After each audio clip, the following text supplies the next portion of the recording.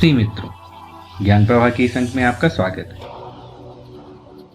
आज हम CBSE NCERT के द्वारा अनुमोदित कक्षा 8वीं के लिए हिंदी की पाठ्य पुस्तक वसंत भाग 3 के राष्ट्र कवि रामधारी सिंह दिनकर जी द्वारा लिखित भगवान के डाकिए लेकर आए। भगवान के डाकिए भाग प्रथम अंक में हम वाचन, व्याख्या एवं सारांश को देखेंगे।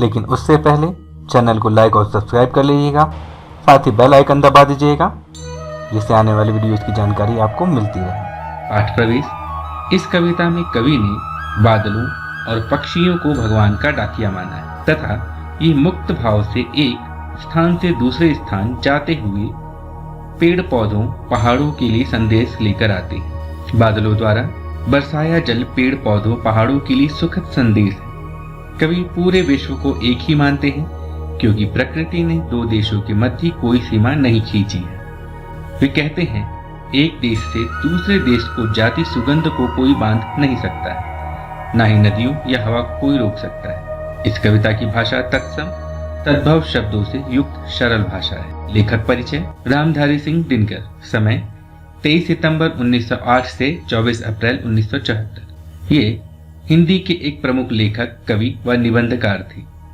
वे आधुनिक युग के श्रेष्ठ वीर रस के कवि के रूप में स्थापित हैं। दिनकर स्वतंत्रता पूर्व एक विद्रोही कवि के रूप में स्थापित हुए और स्वतंत्रता के बाद राष्ट्र कवि के नाम से जाने गए। वे छायावादोत्तर कवियों की पहली पीढ़ी के कवि थे। एक ओर उनकी कविताओं में ओज, विद्रोह, आक्रोश और क्रांति की पुकार है तो दूसरी ओर कोमल श्रृंगारिक भावनाओं की अभिव्यक्ति है। इन्हीं दो प्रवृत्तियों का चरम उत्कर्ष हमें उनकी कुरुक्षेत्र और उर्वशी नामक कृतियों में मिलता है। प्रमुख तथ्य देखते हैं। जन्म 23 सितंबर 1908 बिहार के बेगूसराय जिले के सिमरिया गांव में। पिता बाबू रवि सिंह तथा माता मनु रूप देवी थी। इनकी मृत्यु 24 अप्रैल 1974 को 65 वर्ष की आयु में मद्रास, तमिलनाडु, भारत में हुई थी। इनके द्वारा उल्लेखनीय कार्य कुरुक्षेत्र, रश्मिरथी, उर्वशी, हुंकार, संस्कृति के 4 अध्याय, परशुराम की प्रतीक्षा तथा हाहाकार है। हिंदी के एक प्रमुख लेखक, कवि व निबंधकार थे। वे आधुनिक युग के श्रेष्ठ वीर रस के कवि के रूप में स्थापित हैं। आइए वाचन सुनते हैं। भगवान के डाकिए। पक्षी और बादल ये भगवान के डाकिए हैं जो एक देश से दूसरे महादेश को जाते हैं। हम तो समझ नहीं पाते हैं मगर उनकी लाई चिट्ठियां पेड़ पौधे, पानी और पहाड़ बाँचते हैं। हम तो केवल यह आंकते हैं कि एक देश की धरती दूसरे देश को सुगंध भेजती है और वह सौरभ हवा में तैरते हुए पक्षियों की पांखों पर तिरता है और एक देश का भाप दूसरे देश में पानी बनकर गिरता है। कविवर रामधारी सिंह दिनकर। व्याख्या। भगवान के डाकिए। अच्छा बच्चों, डाकिया क्या होता है? डाकिया उसे कहते हैं जो एक स्थान से दूसरे स्थान पर पत्र पहुंचाता है, चिट्ठियां पहुंचाता है। तो जैसे हमारे डाकिया होते हैं ना, वैसे ही कवि रामधारी सिंह दिनकर जी कहते हैं कि भगवान के भी डाकिए होते हैं। अच्छा, हमारा डाकिया क्या करता है?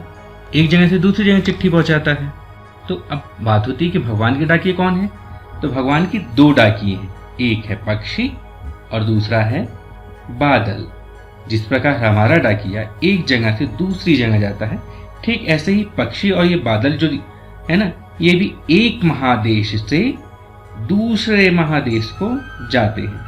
तो ये हमारा जो डाकिया होता है वो प्राय हमारे देश में ही रहता है, हमारे ही देश में एक जगह से दूसरी जगह पत्र पहुंचाता है। लेकिन जो ये भगवान के डाकिए हैं वो एक देश से दूसरे देश जाने में संकोच नहीं करते हैं।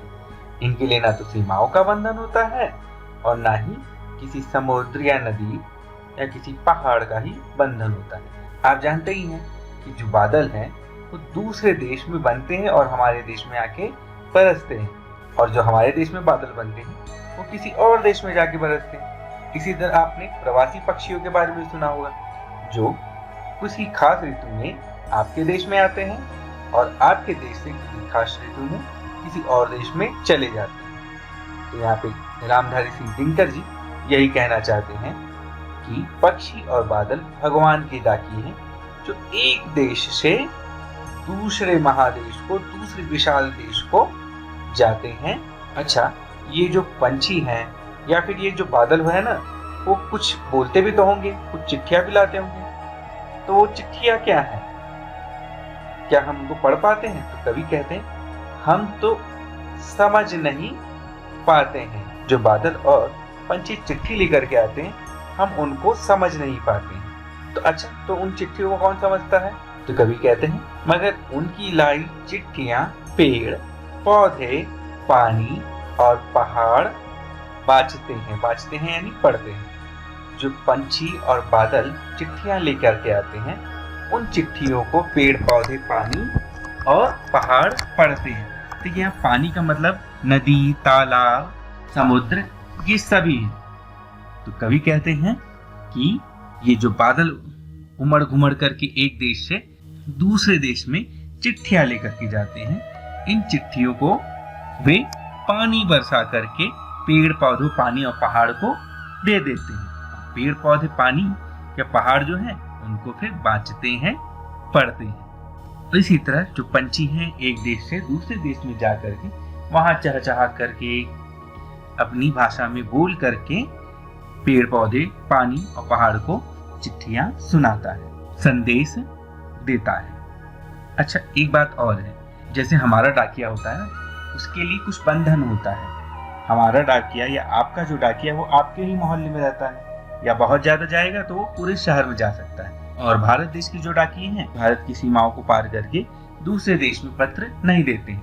लेकिन कवि कहते हैं कि जो भगवान के डाकिये पक्षी और बादल हैं, मुक्त भाव से एक देश की सीमाओं को पार करके, नदियों को पार करके, पहाड़ों को पार करके दूसरे देश में जाते हैं और संदेश को पहुंचाते हैं। वस्तुतः कवि कहना चाहते हैं पंछी और बादल की तरह हमें इस दुनिया में भेदभाव नहीं करना चाहिए। जिस प्रकार बादल सभी जगह पर एक प्रकार से ही समान रूप से पानी बरसाता है, समान रूप से अपना संदेश देता है, और जिस प्रकार पंछी भी एक देश से दूसरे देश बिना किसी बंधन के, बिना किसी भेदभाव के जाते हैं और सभी जगह प्रेम बांटते हैं, वैसे ही हमें भी खुश रहना चाहिए और मनुष्य मात्र को ही देखना चाहिए। लेकिन कवि कहते हैं कि हम तो समझ नहीं पाते हैं, लेकिन ये बात हम नहीं समझ पाते हैं।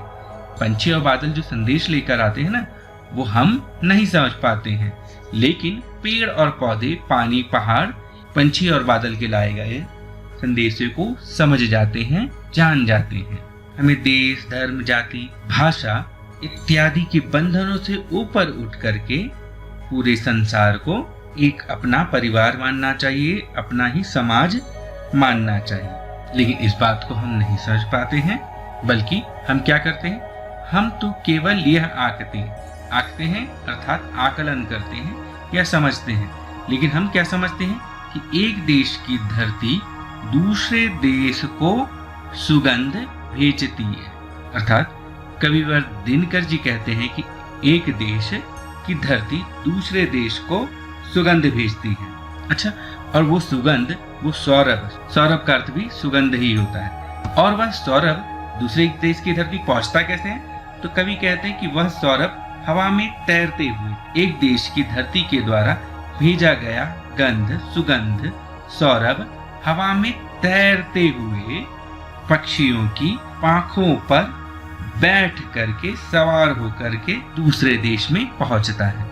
अर्थात कवि कहना चाहता है कि हम तो सिर्फ खाली ये देखते रहते हैं, हम सिर्फ ये समझते रहते हैं कि एक देश की जो सुगंध है, सौरभ है, दूसरे देश में चिड़िया के पंखों पर, पंछी के पंखों पर बैठ करके हवा में तैरते हुए दूसरे देश को भेजी जाती है।